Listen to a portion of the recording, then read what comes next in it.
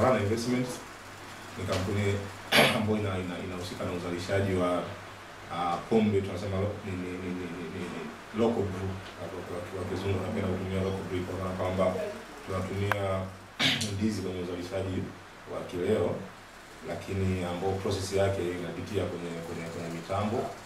Kwa kiwanda hapa kuna mitambo ambayo inazalisha hiyo pombe kwa kutumia ndizi pamoja na sukari. Sasa kwa kifupi, kampuni ilianzishwa mwaka 90 na ambayo inatumika na ilikuwa baadaye time iliajiriwa kama 20 tu ambao ndio walikuwa wanafanya uzalishaji mwaka 93. Niseme local brew, tofauti yake ni nini? Na tuseme kama local sana, kama mtu anaweza kusema labda ni pombe ya kienyeji.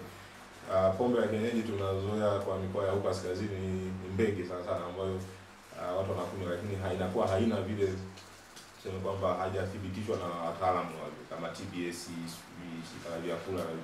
Kwa hiyo Banana ikawa imeingia kujaribu kuwapatia target yake ni watu wale ambao wanakunywa pombe za kusema kwamba kima cha chini tuseme, au watu imetarget watu low income, tunasema elimu yao ni kidogo, lakini baada ya kwamba watumie pombe za kienyeji ambazo hazina viwango hazijathibitishwa na wataalamu.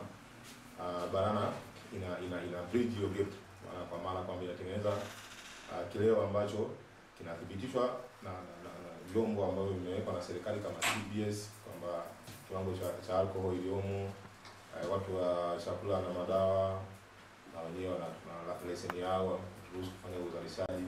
Kwa hiyo ni process kabisa ambayo ni ya kitaalamu, ambapo ndizi tunapokea ndizi kutoka kwa kuna wateja ambao wanatuletea ndizi, kwa sababu wateja wetu wanakuzia, wanatuletea, wengine ni wakubwa, wengine ni mmoja akiwa na bebe zake kadhaa hizo za kilo 20 analeta, tunasema tunapokelea kule, zinapimwa, then zinanunuliwa, zinahifadhiwa na kuanza process ya upikaji, ambapo zinachemshwa, zinachanganywa na sukari, baadaye zikishatoka jikoni kuchemshwa na kuchanganywa na sukari, zinapelekwa kwenye mitambo ya tunaita kwa Kiingereza fermentation, ambapo zinachanganywa na wanasema hamira ndio yeast.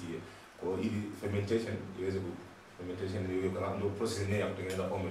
Zinakaa hapo 2-3 tegemea na aina ya tunataka kuweza kugani, kwa sababu tuna product za raha na raha poa.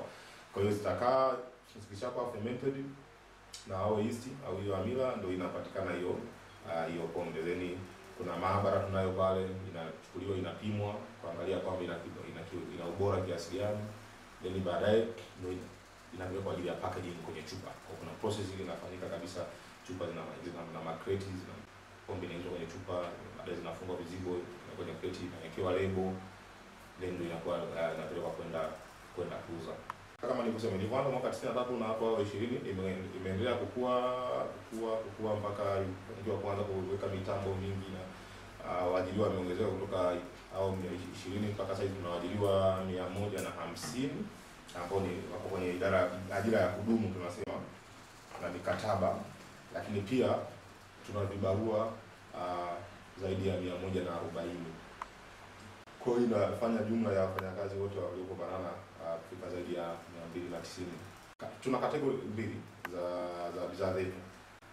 Ya kwanza Banana wine, Banana wine. Kuna aina mbili za product, tunapata raha na raha poa.